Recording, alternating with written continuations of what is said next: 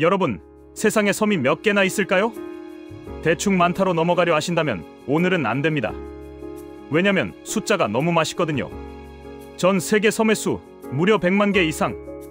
사실상 지구는 섬 콜렉터의 취향 저격 게임판입니다. 그럼 자연스럽게 궁금해지죠. 세계에서 섬이 가장 많은 나라는? 네, 바로 우리가 흔히 떠올리는 북유럽 미니멀 감성의 나라들. 스웨덴 1등, 노르웨이 2등, 핀란드 3등. 스웨덴 26만 7,570개, 노르웨이 23만 9,057개, 핀란드 18만 8,000개. 이쯤 되면 야, 이건 그냥 땅을 부순 거 아니야? 싶죠. 참고로 여기에 나오는 숫자는 UNEP, UN 환경계획에서 정의한 섬의 기준으로 작성된 것인데 최소 면적 0.1제곱킬로미터 이상, 육지와 연결되지 않은 곳으로 호수 속의 섬과 암초 및 바위섬을 포함한 경우로 규정하고 있습니다.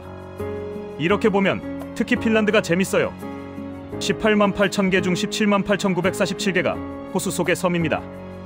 무려 95%가 호수섬. 핀란드 사람들은 집 앞마당에 돌멩이가 하나만 튀어나와 있어도 얘 이름은 12,453번 섬이야라고 등록하는 느낌입니다. 그럼 북유럽은 왜 이렇게 선부자일까요? 정답, 빙하. 빙하가 쓱 지나가면서 수많은 바위 조각을 남기고 그 조각들이 탁탁탁 흩어지면서 섬 대량 생산. 말하자면 지구가 레고 100만 피스 세트를 쏟아버린 셈이죠. 4위 캐나다는 52,455개니까 북유럽 3총사와는 넘사벽 차이. 섬 레벨로 따지면 캐나다는 그냥 북해 수준입니다. 자, 그럼 우리가 궁금한 인도네시아는 세계 6위 17,508개의 섬을 가지고 있는데요. 여기엔 중요한 포인트가 있습니다. 섬이 많다 수준이 아니라 아예 세계 최대 군도 국가예요. 섬들이 무리지어 쫙 깔린 그 모습은 그냥 자연이 만든 네트워크 도시 느낌. 필리핀도 군도 국가죠? 7,641개, 세계 8위. 하지만 인도네시아 앞에서는 갓난아기 숫자입니다. 그리고 대한민국은 3,358개, 세계 13위. 섬 개수로는 꽤 잘하는 편입니다. 의외로 섬 부자 나라였던 우리. 그런데 왜 갑자기 섬 카운팅을 했느냐고요? 오늘의 주제인 마나도와 부나켄을 이해하려면 인도네시아의 섬 구조를 먼저 알아야 하기 때문이죠. 지리 시간에 잠깐 졸았던 기억 재시동. 인도네시아는 크게 5개의 메인 섬 덩어리로 나뉩니다. 1. 수마트라. 말레이 반도 왼쪽에 우아하게 누워있는 섬. 커피 좋아하시는 분들 맨날 마시는 수마트라 커피 그 섬입니다. 2. 자바. 수도 자카르타가 있는 핵심 섬. 여기에만 2025년 기준 약 1억 5,800만 명. 세계에서 인구 밀도가 가장 높은 섬입니다. 자바섬 2구역. 현지 발음은 자와에 가깝고 구글 지도의 표기도 자와로 되어 있지만 영어식 표기는 우리가 알고 있는 자바이고 발음도 자바로 한다고 합니다. 아라비카 커피로 유명한 자바, 프로그래밍 언어도 자바. 어쩌면 세계에서 가장 바쁜 이름을 가진 섬. 3. 보르네오. 가구 좋아하세요? 라고 물어볼 필요도 없는 섬. 전 세계 가구의 성지. 현재는 인도네시아가 2029년 1차 목표로 새 수도 누산타라를 짓고 있는 곳이기도 합니다. 현재 수도인 자카르타가 해수면 상승으로 계속 물에 잠기고 있어서 부득이 천도를 한다네요. 누산타라에서는 비행기로 인도네시아 어디든 2~3시간 안에 도달할 수 있다니 우리나라 국토정중앙면의 느낌이네요. 4. 술라웨시. 오늘의 주인공. 바로 마나도가 있는 그 섬. 지도를 보면 문어 모양 혹은 쭉 찢어진 나뭇가지처럼 생겼죠.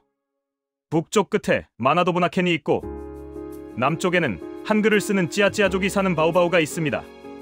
대한민국과 가장 가까운 한글 팬클럽 지역이죠. 5. 뉴기니. 세로로 쓱 나뉜 미스터리한 섬. 오른쪽은 파푸아 뉴기니, 왼쪽은 인도네시아 파푸아주. 섬 하나를 공유하고 있는데 이 섬에 대한 얘기는 다음 편에. 진짜 재밌습니다. 지구 끝에 있는 미소. 지구본을 돌리다 보면 왼손이 멈춘 곳에 마나도라는 작은 글자가 보일 겁니다. 여기 어디야?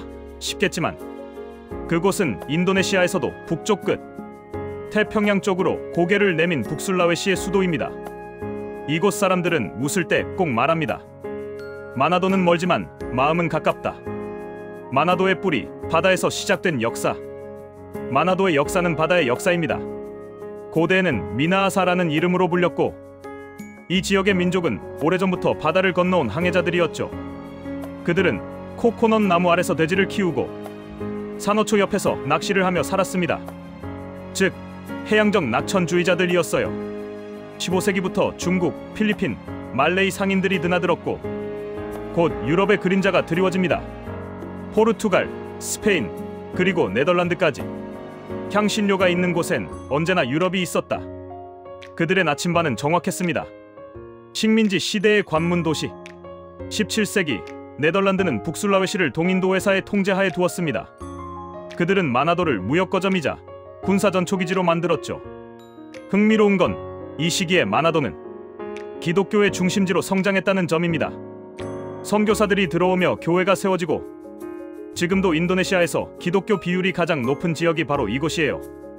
그래서 인도네시아의 다른 도시와 달리 크리스마스가 오면 마나도는 완전히 빛의 도시로 변합니다. 트리, 노래, 퍼레이드, 심지어 경찰도 산타모자를 씁니다. 신앙과 축제의 도시란 말이 괜히 나온 게 아니죠.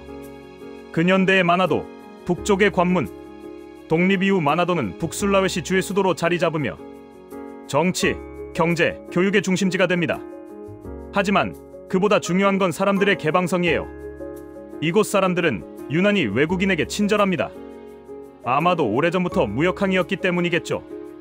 그래서 마나도는 인도네시아 속의 작은 유럽이라 불리기도 합니다.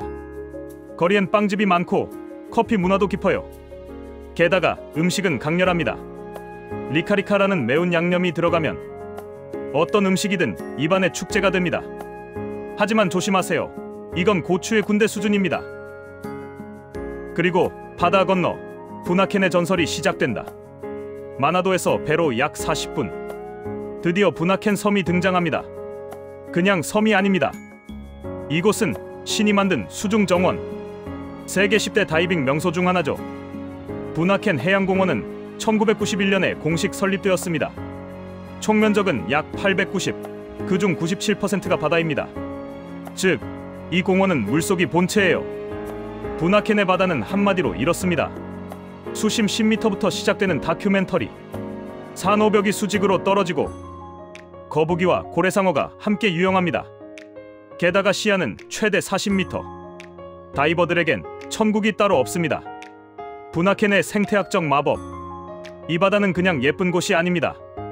지구 해양 생물종의 약 70%가 이곳에 서식합니다. 작은 해마부터 자이언트 트레발리까지 색깔과 모양의 향연이죠. 그래서 부나켄은 단순한 관광지가 아니라 해양 보존의 상징이 되었습니다. 인도네시아 정부는 지역 어부들과 협력해 산호 복원, 쓰레기 회수, 생태관광 시스템을 운영 중이에요. 한마디로 돈보다 산호를 택한 곳입니다. 하지만 관광 수입도 꽤 됩니다. 사람과 바다가 함께 사는 곳. 부나켄 섬 주민의 대부분은 어부이자 가이드입니다. 아침엔 낚시하고 오후엔 스노클링 투어를 이끌죠. 그들의 삶은 바다와 완전히 맞닿아 있습니다. 그 중에는 바다 신부, The Sea Bride이라는 별명을 가진 여성 다이버도 있대요. 결혼식도 수중에서 했답니다. 사랑도, 일도, 인생도 바다 위에서 사는 사람들. 이보다 낭만적인 삶이 있을까요? 마나도와 부나켄이 가르쳐주는 것. 마나도와 부나켄은 서로 닮았습니다. 하나는 사람의 미소, 다른 하나는 바다의 미소로 세상을 맞이하죠. 이 두 곳이 전해주는 메시지는 단순합니다. 다양함이 우리를 나누는 게 아니라 풍요롭게 한다. 기독교와 이슬람, 도시와 바다, 전통과 현대. 이 모든 게 한데 어우러져 북술라웨시라는 독특한 정체성을 만들어냅니다. 하늘과 바다 사이 미소의 도시. 해질 무렵 마나도 항구에서 석양을 보면 하늘이 바다 위에 그대로 녹아내립니다. 그 빛 속에서 들리는 파도 소리는 이렇게 말하는 것 같아요. 여행자는 떠나도 미소는 남는다. 그게 바로 마나도입니다. 그리고 그 미소를 품고 있는 바다가 부나켄이죠.